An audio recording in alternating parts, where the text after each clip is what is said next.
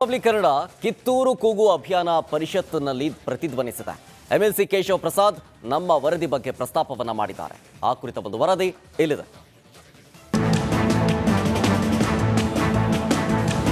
ಗತ ವೈಭವದ ಕಿತ್ತೂರು, ಇತಿಹಾಸ ಪ್ರಸಿದ್ಧ ಕಿತ್ತೂರು, ಐತಿಹಾಸಿಕ ಸ್ಥಳ ಕಿತ್ತೂರು. ಅಂತ ಕಿತ್ತೂರು ಇವತ್ತು ಹೇಗಿದೆ?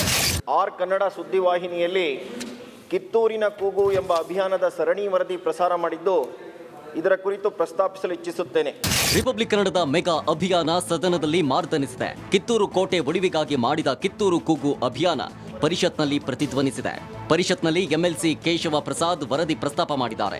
ಕಿತ್ತೂರು ಕೋಟೆ ಅಭಿವೃದ್ಧಿಗೆ ಶೀಘ್ರದಲ್ಲೇ ಕ್ರಮ ಕೈಗೊಳ್ಳುವಂತೆ ಒತ್ತಾಯಿಸಿದ್ದಾರೆ. ಆರ್ ಕನ್ನಡ ಸುದ್ದಿವಾಹಿನಿಯಲ್ಲಿ ಕಿತ್ತೂರಿನ ಕೂಗು ಎಂಬ ಅಭಿಯಾನದ ಸರಣಿ ವರದಿ ಪ್ರಸಾರ ಮಾಡಿದ್ದು, ಇದರ ಕುರಿತು ಪ್ರಸ್ತಾಪಿಸಲು ಇಚ್ಛಿಸುತ್ತೇನೆ. ದೇಶದ ಇತಿಹಾಸದಲ್ಲಿ ಸ್ವಾತಂತ್ರ್ಯದ ಕಿಚ್ಚು ಹಚ್ಚಿದವರಲ್ಲಿ ವೀರ ಮಹಿಳೆ ಕಿತ್ತೂರು ರಾಣಿ ಚೆನ್ನಮ್ಮ ಕೂಡ ಒಬ್ಬರು.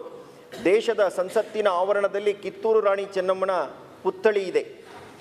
ಈ ವೀರ ವನಿತೆಯ ಐತಿಹಾಸಿಕ ಸ್ಥಳ ನೋಡಲು ದೇಶ ವಿದೇಶಗಳಿಂದ ಜನರು ಆಗಮಿಸುತ್ತಾರೆ. ಆದರೆ ಕಿತ್ತೂರಿನ ಮೂಲ ಸಂಸ್ಥಾನ ಅವಸಾನದ ಅಂಚಿನಲ್ಲಿದೆ. ಕೋಟೆಯ ಗೋಡೆಗಳು ಯಾವುದೇ ಕ್ಷಣದಲ್ಲಿ ಬೀಳುವ ಹಂತಕ್ಕೆ ತಲುಪಿವೆ.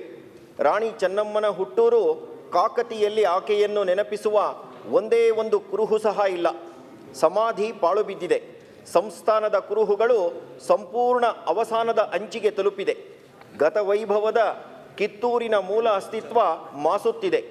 ಚೆನ್ನಮ್ಮ ಬ್ರಿಟಿಷರ ವಿರುದ್ಧ ಗೆಲುವು ಸಾಧಿಸಿ ಮುಂದಿನ ವರ್ಷ ಸೆಪ್ಟೆಂಬರ್ 23ಕ್ಕೆ 200 ವರ್ಷ ಪೂರ್ಣಗೊಳ್ಳಲಿದೆ. ಕಿತ್ತೂರು ಅಭಿವೃದ್ಧಿಗೆ ಇಲ್ಲಿಯವರೆಗೂ ಕಿತ್ತೂರು ಪ್ರಾಧಿಕಾರದ ಹೆಸರಿನಲ್ಲಿ ಕೋಟಿ ಕೋಟಿ ಹಣ ಯಾವುದಕ್ಕೆ ಖರ್ಚಾಗಿದೆ ಎಂಬುದಕ್ಕೆ ಲೆಕ್ಕವಿಲ್ಲ. ಪ್ರಾಧಿಕಾರ ರಚನೆಯಾದ ದಶಕವೇ ಕಳೆದರೂ ಒಂದು ಕಚೇರಿ ಇಲ್ಲ. ಪ್ರಾಧಿಕಾರಕ್ಕೆ ಯಾವುದೇ ಸದಸ್ಯರ ಸಮಿತಿ ಸಿಬ್ಬಂದಿ ಇಲ್ಲ. ಕೋಟಿ ಕೋಟಿ ಹಣ ಮಾತ್ರ ಮಂಜೂರಾಗುತ್ತಿದೆ. ಪ್ರಾಧಿಕಾರದ ಆಯುಕ್ತರನ್ನು ವಿಚಾರಿಸಿದರೆ ಹಾರಿಕೆಯ ಉತ್ತರ ನೀಡಿ ಜಾರಿಕೊಳ್ಳುತ್ತಿದ್ದಾರೆ.